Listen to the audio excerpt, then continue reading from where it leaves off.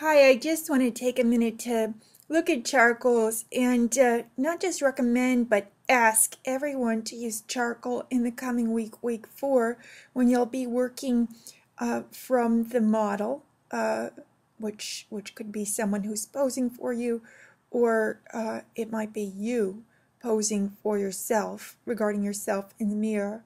Please see my announcement about a combination of charcoals, and there are some notes at the start of this review pointing out what materials I recommend you use. If you've got any questions, let me know. Most people don't like working with charcoal at first, and then they don't want to stop. So please give it a try. Okay, looking at Ed's work, this really looks great. What a substantial quantity of drawing here.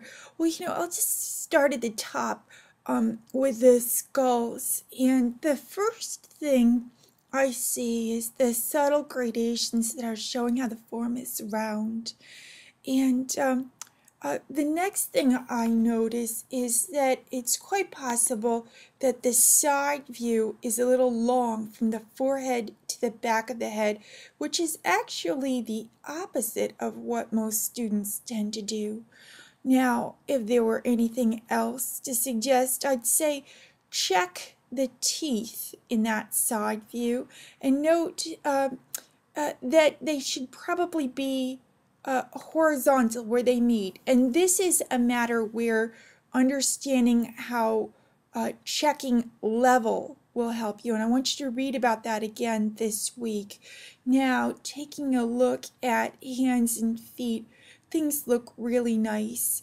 When I compare your drawing of the skeletal foot to the reference material, I noticed that it's tilted, and I think there is an instance where you can use a plumb line idea.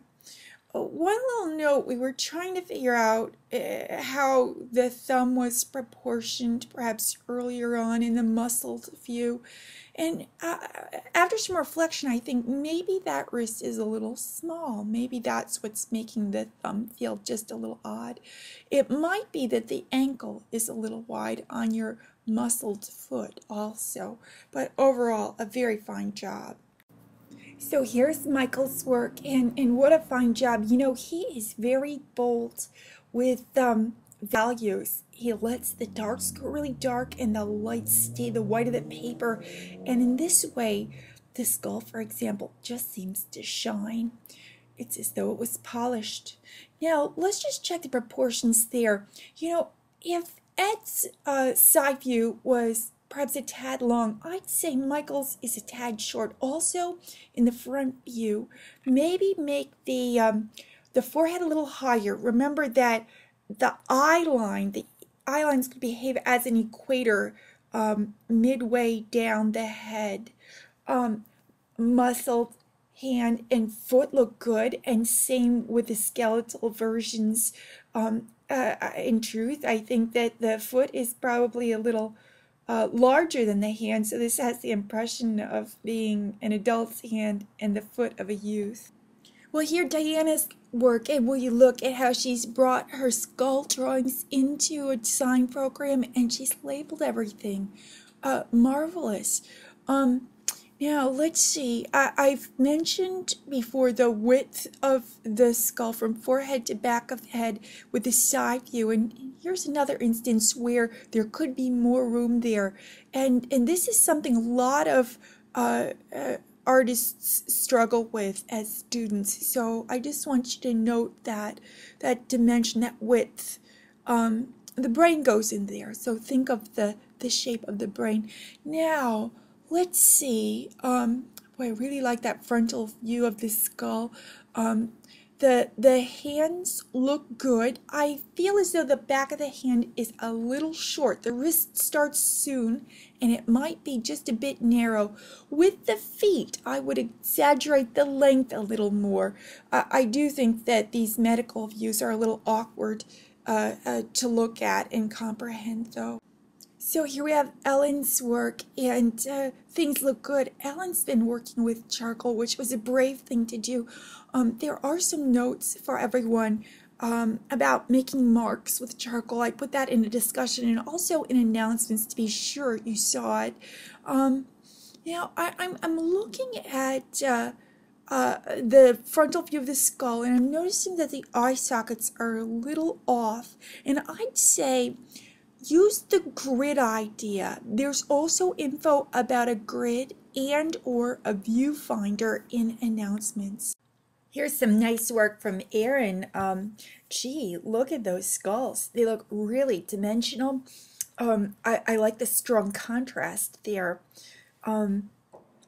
Also, I recall you mentioned, Erin, that you prefer the skeleton. It's true. The muscled hand and foot are almost as though they're crocheted. You know, the musculature is just knit together. There's a lot to pick apart there. But a good draftsman can usually do that. I do admire your skeletal drawings, and just want to encourage you to let go of edge. You'll get a greater illusion if you don't make the edges so strong. Hi, Mike. I'm glad to see your work.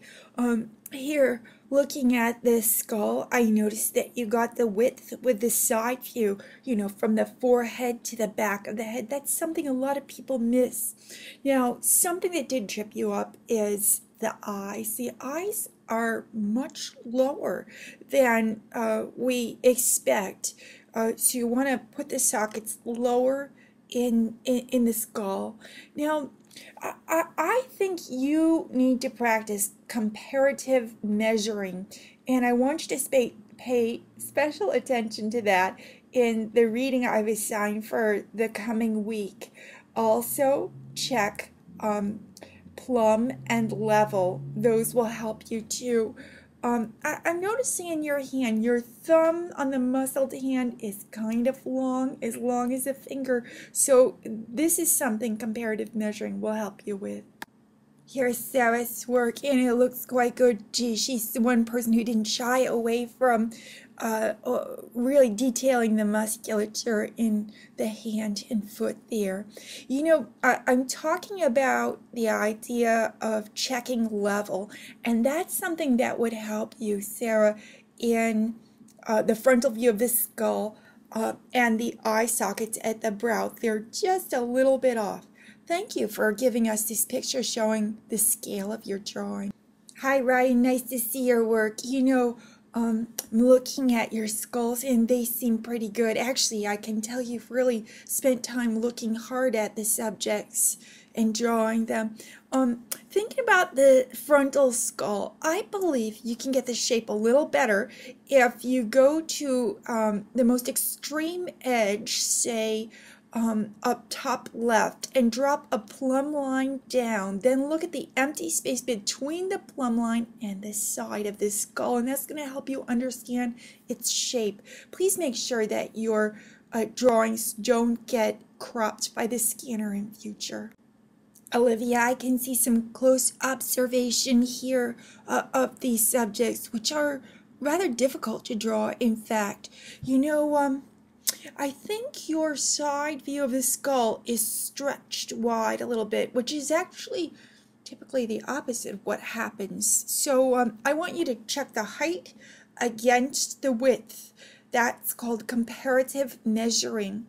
And that can happen also, say, measuring the length of a finger and checking the thumb in relation to the finger with your hands. I think you got one thumb that's long and one that's short.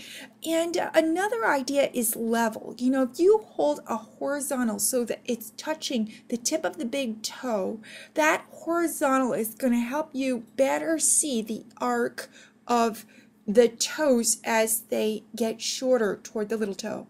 Here's Robert's work. I understand he's got more coming. He's been traveling, so I hope to see that shortly.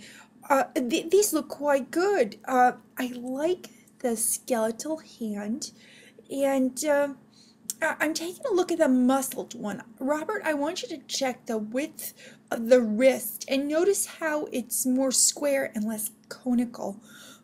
Also check the little finger and note how long it is compared to, say, the middle finger.